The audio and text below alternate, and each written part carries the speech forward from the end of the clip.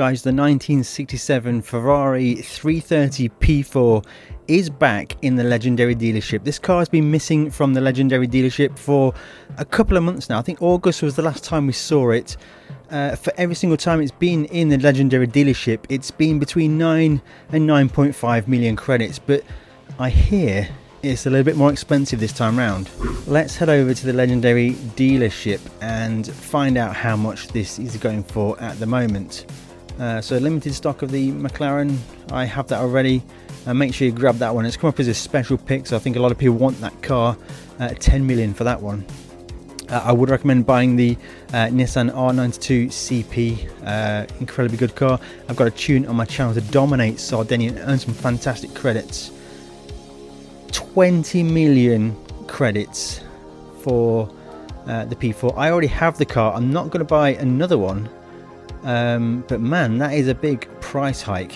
Is it worth it? Now, it's hard to tell. How much is in your bank? I don't know that. I'm not a financial advisor in Gran Turismo 7, but the car is actually quite useful. I've got a fantastic tune. It's a 700 pp tune for the LeMans World Touring Car 700. Going back to where the car is most at home, and it's an incredibly fun car to drive. Let me know in the comments if you think 20 million credits is worth it for this car. Are PD taking the piss with this doubling in price, linked to Haggerty pricing in real life? I'm not sure how many P4s have come up for sale recently that have doubled in price. I'm not quite sure about that one.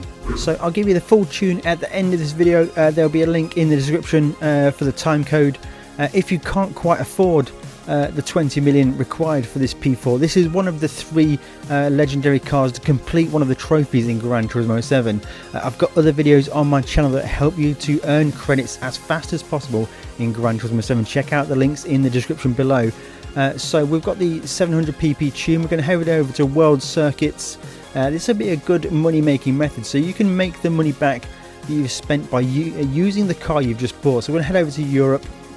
I'm going to go up to the France 24 hours Le Mans circuit and head over to the World Touring Car 700. I'll give the full tune at the end of this video, but basically it's going to be a one-stop strategy, give or take. Make sure you've got some wet weather and intermediate tyres. Now we're going to start the race and immediately switch over on the MFD, put it into fuel map 5, somewhere around fuel map 5 is going to be good for us to go. We could probably go fuel map 4 for the first lap of the race. The car sounds incredible. Sound wise, there's not a lot that's going to beat this car today. It's not that great on the brakes, but we've got to get it stopped. And it's got a fantastic cop as well. If you're playing in PSVR 2, then I imagine this car is going to be incredible. I don't have PSVR 2.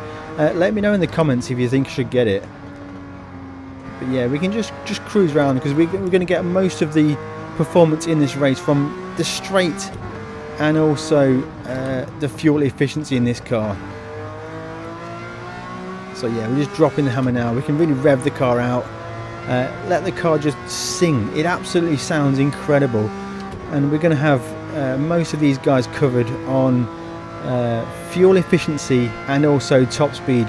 Cruising along. 5th gear is the top gear in this car. We've not got the transmission in the car, so we're stuck with 5 gears, but we are not a problem. Braking just before the 150 board. Down through the gears in this car is incredible. It's got a lot of headroom for revving it out on the downshifts, and it just feels really good.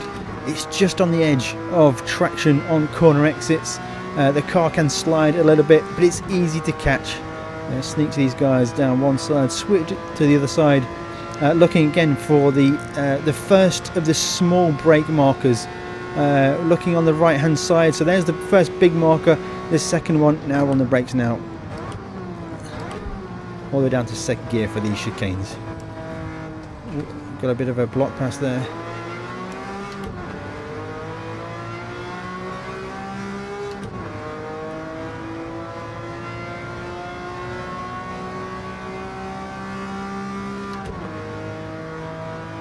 And yeah, looking back, guys, the camera on the look back looks incredible.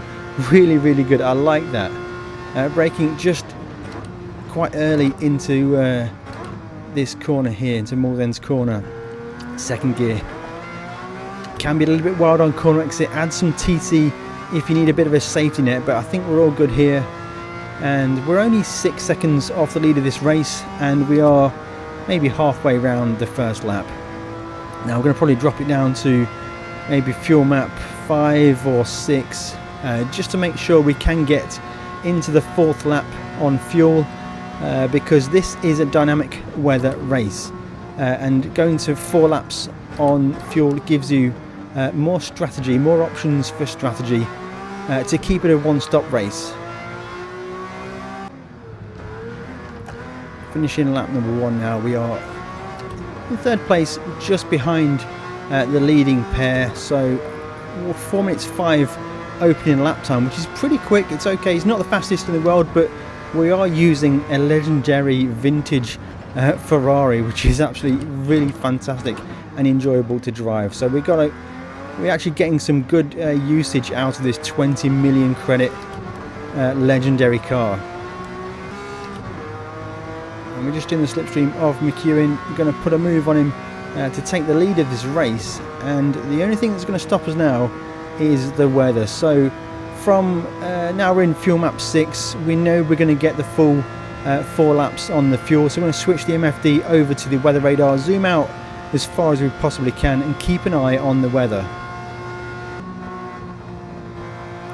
Coming up to the end of the 2nd lap now, looking on the radar, the mini-map, we've probably got some weather coming in, but it's actually really difficult to see when you're in the cockpit view of this car. So I'm going to switch to a different view to get a better view of the weather radar. I think we're good for at least another lap. It looks like very light or barely any rain at all, so I think we're going to go one more and see how the weather plays out.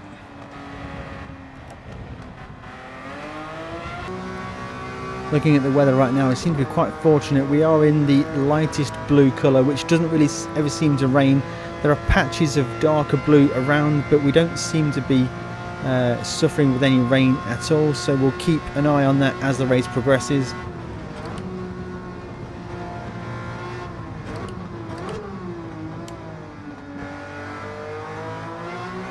No sooner I say that as the window wiper just came on. So there's a few spittings of rain, but I don't think we're going to get any particular water on the track. Now this is the point of the race where it's a 50-50 chance. I am going to make a tyre change. I'm going to make a pit stop now, because lap 3 is the moment where I can get 4 laps to finish the race. It's a 7-lap race, give or take. And I can see darker blue appearing, so I'm going to put some intermediate tyres. I'm going to fill the car to the maximum, hopefully during the time that I'm in the pits. It takes a long time at Le Mans. Maybe the rains come in and we'll be on the right tyres by the time we exit, but this is the window where we can do one stop, either lap 3, lap 4, and you can go either way. It's a 3-4 or a 4-3. Guys, if you are enjoying this video so far, make sure you smash that like button. If you want anything from GT Omega, check out the links in the description below. Anything from GT Omega, 5% discount with my exclusive code CD5. Look at this fantastic Ferrari P4. I've got it in the Tribute 599 Le Mans winning livery from 2023. So yeah, we're going to fill the car. It's fun to drive, guys. Let me know what you think in the comments below. Now, is it raining? And it kind of is. I think we've done that pretty good, guys. As long as there's water on the track, the intermediate tyres are the right ones to be in, because they won't overheat, they won't wear out. As soon as the track becomes dry, you're going to have a tyre problem. And looking at the weather radar right now, the rain is coming in now, so the track should only get wetter. Now this is quite unlike Ferrari, really, isn't it? Because Ferrari are notorious for absolutely terrible strategy, but I think we've got this one right, guys. Okay, copy that, we are checking it. Now the only problem I've got is this car doesn't have a roof. I'm probably going to get wet.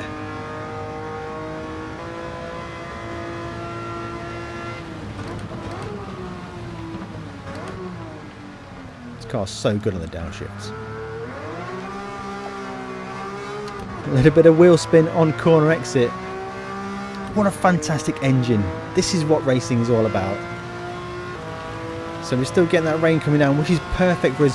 We don't want the track to dry out. Having the track dry out when we're on medium tyres is...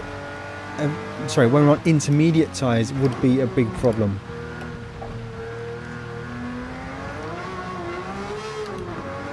Oh, this car sounds incredible. Now, I'll let you into a little secret. I've bought an electric car. Why would a petrolhead who enjoys engines, noises, manual gears, downshifting, racing, engines, braking, all that kind of stuff, buy an electric car? Let me know what you think in the comments below.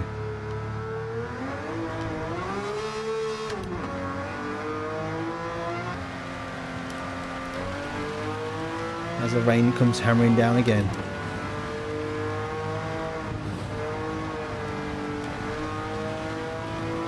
So you got, guys, look at that wetness meter. We're getting dangerously close to standing water. Extreme caution is advised. But we're still fine on the intermediates, guys, because the pit stop takes so long. So it's basically 2 laps to go. This is lap number 6 starting. It is pretty much a 7-lap race, and standing water is everywhere, guys. This is an absolute nightmare, but there's no reason to pit. Let's just take it easy, back off the throttle, take it very cautiously. We're getting soaked.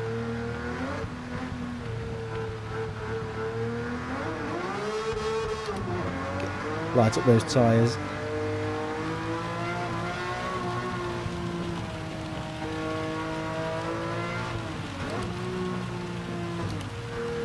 One minute 38 ahead of everybody else. And they've probably still got a pit.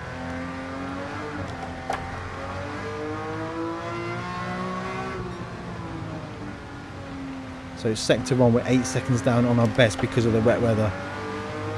To be expected.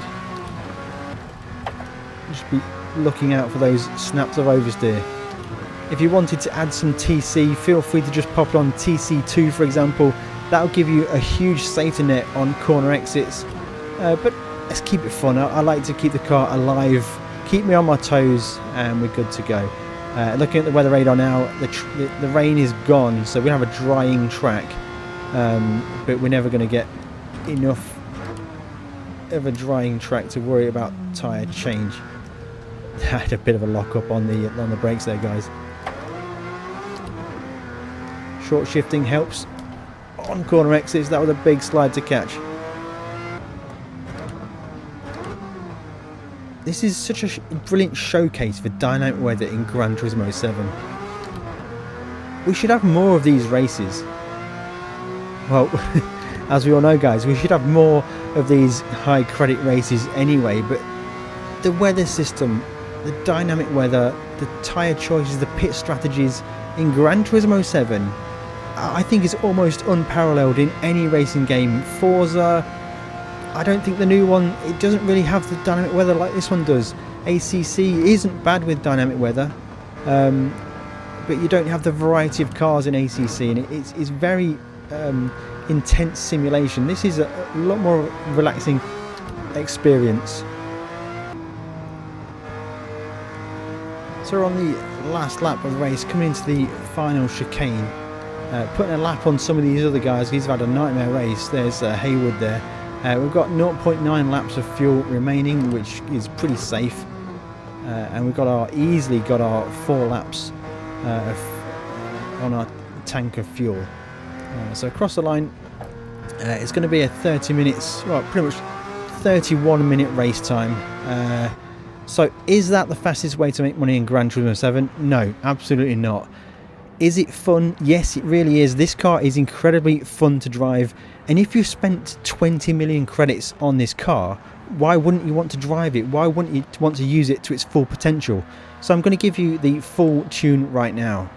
So here is the tune. So we're going to go to settings, head over to car settings. It's my 700 pp tune, and it uses racing hard tyres all round. The full tune is on screen right now. So racing hard tyres, it's got the fully customizable suspension. That's what you just get with the car by default. Ride height is minimum at front, 75 rear, I haven't really changed the suspension settings much at all. I think the camera's also the same, toe-in's the same. I think I did raise the braking sensitivity on the LSD to be maximum. This is going to make the car stable under brakes. With it being a mid-engine rear-wheel drive car, it can have a tendency to lift off oversteer or oversteer on corner entry. High braking sensitivity helps with that. It's just the normal transmission. I didn't bother tuning the transmission in any way, so there's no way to change the gears. No power restrictor, 4 ballast, that's all. 100 on the output. It's the fully customizable ECU. Maximum rear downforce, 100 front downforce. No turbocharger, no intercooler. The brake controller is set -4, so that's almost all the way to the front. This does two things. It helps to stabilise the car under braking, and it also helps to preserve the rear tyres. With this being a rear-wheel drive car, and certainly when you use the intermediate tyres, when the track dries out, you may have a problem with tyre wear. Having the brake bias to the front makes those rear tyres work a bit less. And then here's all the other stuff for the car. So this is the tune, guys. This is what you need to use it on the Le Mans World Touring Car 700. So there we have it, guys. This is the Ferrari P4. It's absolutely fantastic car to drive. Is it worth 20 million credits? I'm not sure, considering it used to be worth, or used to be able to get it for 9 million or 9.5 million. I'm not sure why it's got such a huge price hike. But it is what it is. If you need this car, guys, I recommend going and buy it. You get a part of the 3-car trophy that's required to get platinum in Gran Turismo 7. And not only that, guys, it's a fun car to drive. It's an iconic car from Le Mans history. And it's brilliant fun to drive, guys. If you have enjoyed this video, make sure you hit that like button. Subscribe if you want more tunes and all that other cool stuff. There's some videos on screen which you'll find very useful, either to earn money or learning how to tune your car, guys. Thank you very much for watching, and we'll catch you in the next one.